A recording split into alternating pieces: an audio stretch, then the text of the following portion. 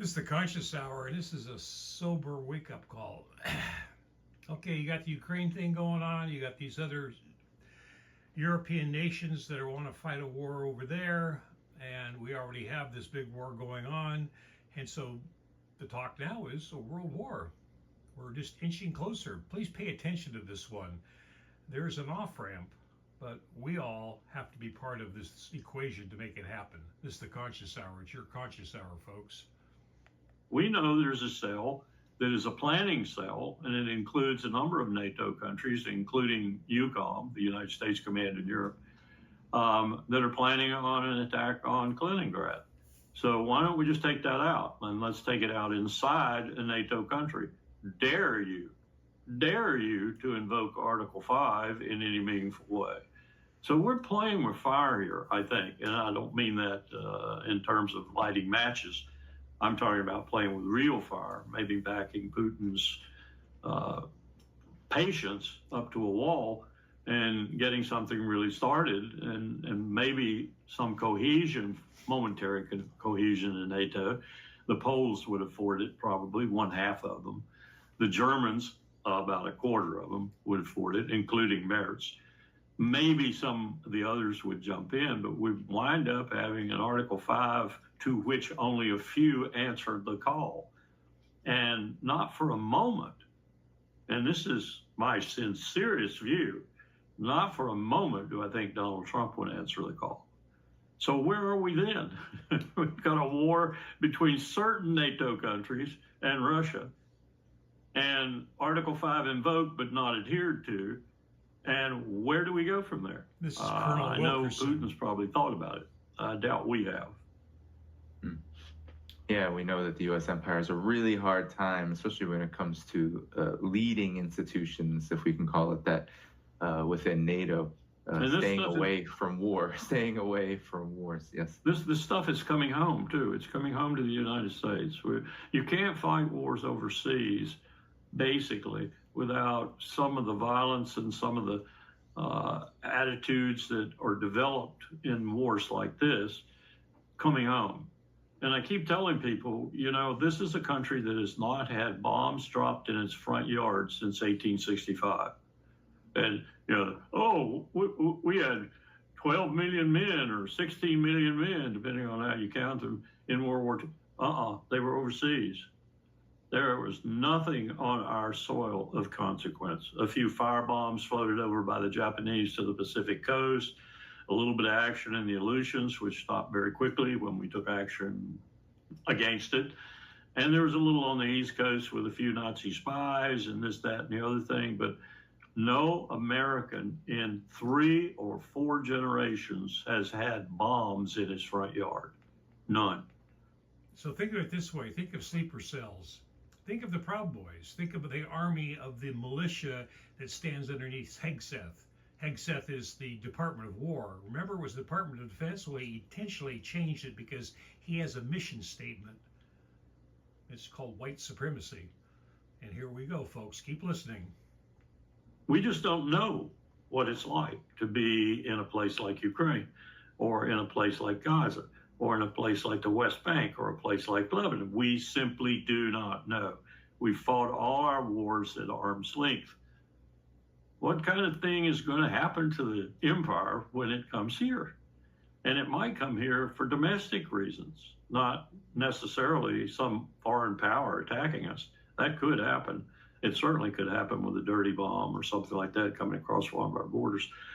But that would be the excuse for the invocation of the Insurrection Act, the declaration of martial law, and we'd be off to the races, because I think that's what the domestic agenda of this administration is, led by none other than your favorite Secretary of War, he whom Trump likes to hold up as a movie star image of a killer, Pete Hegseth. There seems to be another kind of diminishment happening with the U.S. empire that's being more and more acknowledged, even by neocons, and that is the decline of the overall empire. And I'm curious, given that you talked about the merging of these conflicts, you mentioned Ukraine, There's, of course, heavy U.S. involvement there, munitions and intelligence, etc. Iran, this has been a pet project of the Trump administration. And now we see that China seems to have gotten away in many respects from the United States, still a heavy military presence, but China has been showing itself very, very, very resilient, strong, rising, and now becoming a center of global power. And they're even talking about Cuba and other projects that the U.S. empire wants to engage in, but it seems heavily overextended. And what else, in terms of, we talk about the military all the time, but what else might the U.S. empire be losing right now through this engagement in endless war? I think an article that appeared in a publication put out by Win Without War, I believe it was. I think I've got the author's name. Yeah, Nicholas Davies. The title of the article is very pertinent, and the article itself is eloquent. The title is, "Do U.S. War Crimes Doom the World to Endless War and Chaos?" And the answer to that question, I think, is absolutely. And that's what's happening. We are destroying international law. We are destroying everything that we built up after World War II, that Franklin Roosevelt talked about at Yalta, that Eisenhower was very instrumental in helping to build, that Harry Truman was 100% behind, that the United States became the real look to, if not the actual, and in many cases we were the actual power behind that law. If Mao was right that international law comes out of the barrel of a gun, and I think to an extent he was, that gun was owned by the power that had dramatically supplied all of the United Nations, and that's the term we used at the time, not allies. We call them the United Nations. Eisenhower used that term. Marshall used that term. We supplied all of those powers that wound up being, quote, victorious, unquote, on our side. They were prostrate at the end of it, most of them. Britain certainly was. The Soviet Union was. France was. Japan, an enemy, was. We were the titan in the world, and we put the titan's weight on the Security Council, often thwarted by others, mostly Russia when it was in their interest to do so. But we were the titan behind international law. We were the law. However imperfect that was, there was law. Now, as that title implies in Davies' article, and I think he's right, we have destroyed it. Not only have we destroyed it, we have had a president who impugned it, a president who disregards it. His mind is more important than the law. And James Madison is spinning in his grave. If men were angels, they wouldn't need governments and they wouldn't need laws.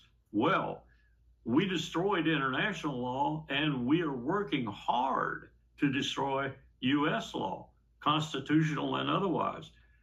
What goes on overseas comes home. That's almost an axiom of our wars. And we have been at war for the past 30 years, if you count them off, and all the people we've destroyed, hurt, put into either internal displacement or external displacement, or killed. 38 million is one analysis of how many people we have killed with our sanctions, 50% or more of which were women and children, since 9/11. 38 million people. That rivals Mao Zedong in the Cultural Revolution. That rivals Stalin in the purges, in the deepest, darkest hours of the purges. It even rivals Hitler, really, when you talk about the people he personally or his Wehrmacht and other forces killed. 100 million total, but probably somewhere between 30 and 40 at Hitler's door personally. So we are. And look where we are. We're right on that precipice where it turns into a world war and then everything shuts down. So silence is not golden. Speak out. Call your congressional representatives. Do whatever you can to tell them to shut this thing down, because Hegseth, the Department of War, is taking us exactly where he wants to go, over the cliff. They want to destroy America from within. It's the Conscious Hour, folks. It's your Conscious Hour. Speak out. Wake up, share this video. Let's get active, folks, now.